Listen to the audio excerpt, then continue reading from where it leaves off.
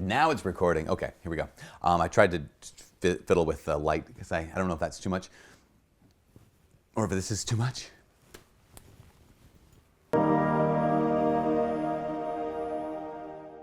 Hi, my name is Father Mike Schmitz, and this is Ascension Presents. I talk to people who will kind of lament the fact that they feel like they can't pray as often as they would like to pray. And that makes complete sense. I mean, because what do we hear? We hear that it's essential to pray. You know, when Jesus says in the Gospels, he says, when you pray, go to your room and pray. And so he doesn't say, hey, if you get around to praying, he's like, no, you're going to do it. So when you do it like this. So that means we're going to need to take time away, right? We need to set time aside and just have that one-on-one time with the Lord. And that is so good. And even to say, like, whether that's 10 minutes or some people make an hour every day, that's fantastic, but it's important to recognize that even if you pray an hour a day, even if you're Mother Teresa of Calcutta, Saint Mother Teresa of Calcutta, and you pray like 3 or 4 hours a day, there are still 20 or 21 hours left in the day that you're not praying. So is that like, well, I gave you my time now over here, Jesus, whether that was 10 minutes or 4 hours, but now the rest of the time is mine. Like, isn't there a way to do what Scripture says, which is to pray without ceasing? Isn't there a way to bring God into the rest of your day? In fact, there is. And it's far easier than you might think. Here's a 3-step process. It's a 3-step thing that St. Francis de Sales introduced to people who are normal working people. They took time aside every day where they could try to dedicate that one-on-one time with the Lord. That's where you get to have intimate conversation with God, right? Obviously. But the people who wanted to be with God always. They wanted to be able to do what Scripture says. They pray always. And so St. Francis de Sales said this, very, very simple.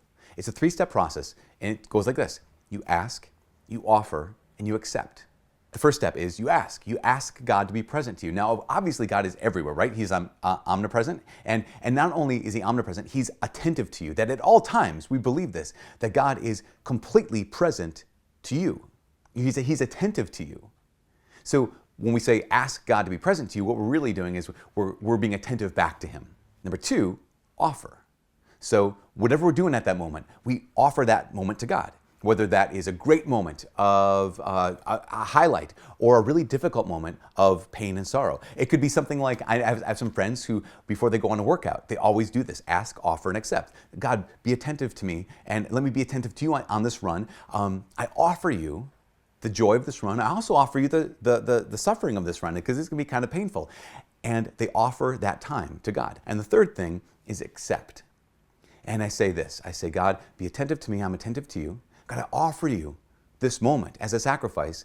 And thirdly, I resolve to accept whatever comes out of this moment. I resolve to accept whatever comes out of this time with you.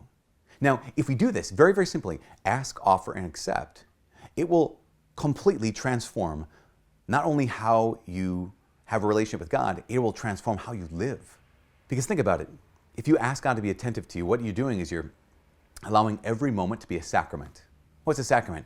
A sacrament is a sacred sign that is a channel of grace. Every moment gets to be a sacrament. In fact, there are some big-time saints back in the day who talked about this thing called the sacrament of the present moment. That at any given moment is an opportunity for God to be encountered. And so when you say, God, be attentive to me, I'm attentive to you, I ask you to be present, you're making that moment a sacrament. Number 2, when you offer it up to him, you make every moment a sacrifice. Now think about this. It doesn't have to be difficult. It doesn't have to be painful. It just means this is a sacrifice to you. You can even do this as you go to bed. God, be attentive to me, and I'm attentive to you as I drift off to sleep. And I offer you this night's sleep as a sacrifice. I offer this as a gift to you. I did this once where, again, it doesn't have to be so tough that it just grinds you down. So many people, they find themselves, they don't get it right? We think we have to only offer up to God the perfect stuff or like the really, really hard stuff, as opposed to, no, God, how about awesome stuff? Last summer, I did this. I remember it was unique because I shared it with some people, but I grilled a steak and I had a beer. And as I was grilling the steak and drinking the beer, I was like, God, be attentive to me. I'm attentive to you. And I offer this moment to you. I offer this time to you. It's just sipping this beer on this great, beautiful summer day, grilling this steak as a gift to you. And I resolve to accept whatever comes out of this moment. In this case, what it was a full stomach and much pleasure at eating a steak and drinking a nice beer. So if we do this, ask, offer, and accept, asking makes every moment a sacrament. Offering makes every moment a sacrifice, and accepting makes every moment a moment of surrender. And that's the key to the spiritual life. Imagine, what would your life look like if every moment you just like, okay, God, be present, attentive to me. As I'm with these friends, as I'm watching this movie, as I'm reading this book, as I'm going to sleep, as I'm walking to the bus. That means every moment in your life, in my life, can be a sacrament, a sacrifice, and an opportunity to surrender our hearts to our loving Father. From all of us here at Ascension Presents, my name is Father Mike. God bless.